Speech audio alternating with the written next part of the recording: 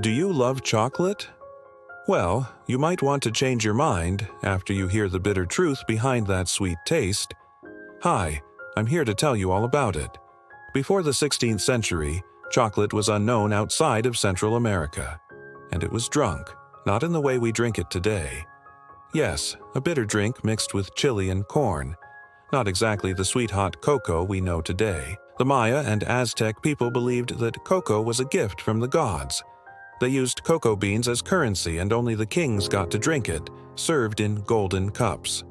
But that all changed in 1519 when the Spanish brought cocoa to Europe.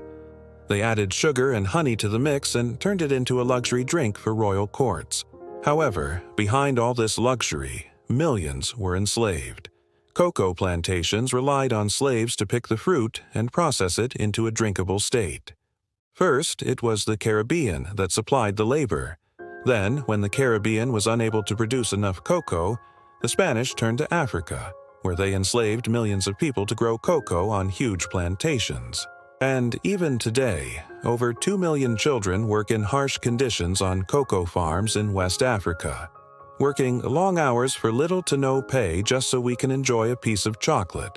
So, next time you open a chocolate bar, remember, not everything that's sweet is innocent. Now, you might be asking yourself, well, why do we have these horrible things called chocolate bars? Why don't we just make cocoa taste better instead of making it into candy bars? Well, that's what I wanted to find out. So I went to the experts, real people who know a thing or two about cocoa and chocolate.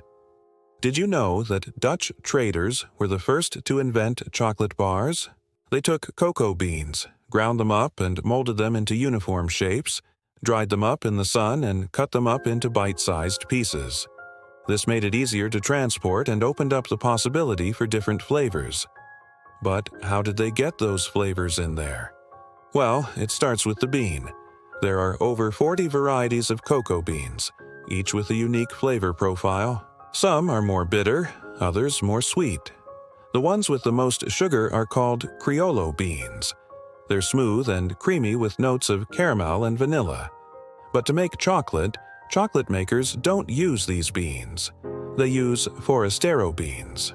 They're less tasty but tougher, which makes them easier to work with. Most of the world's chocolate starts with these beans from Ecuador. Once they arrive at the factory, they're roasted to bring out their flavor. Then the shells are removed and the nibs are left behind. These are ground up into a thick liquid called chocolate liquor. This is the base for both dark chocolate and cocoa powder. To turn it into cocoa powder, the liquid is pressed under high pressure to separate the fat from the solids. The fat becomes cocoa butter, and the solids become cocoa powder. That's why in baking, cocoa powder is often combined with some of the butter back into the mix. It adds fat and moisture to balance out the dryness of the powder. To turn chocolate liquor into chocolate, the beans need to be fermented. This develops the complex flavors and aromas that we associate with chocolate. After fermentation, the chocolate liquor is pressed to extract the cocoa butter. The remaining liquid is chocolate. It's still bitter and not really tasty, so it's combined with other ingredients to make it more palatable. The first addition is sugar.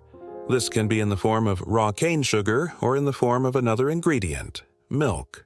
Milk chocolate contains more sugar than dark chocolate, so it tastes sweeter and creamier. Finally, the chocolate is conched, which involves mixing it with air to give it a smooth, creamy texture. It's also during this process that any additional ingredients like nuts or fruit can be added. Once the chocolate reaches the desired consistency, it's ready to be packaged and shipped off to stores all around the world. I learned so much about chocolate. But one question still remains: should I eat it? Well, if you're concerned about the ethics of eating chocolate, there is such thing as fair trade chocolate. Fair trade chocolate is made by farmers who are paid a fair price for their crops. It's also important to look for chocolate that is labeled as slave-free. So next time you reach for a chocolate bar, be sure to check the label.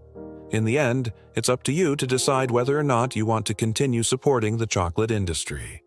But one thing is for sure, chocolate is more than just a delicious treat. It's a whole lot bitter.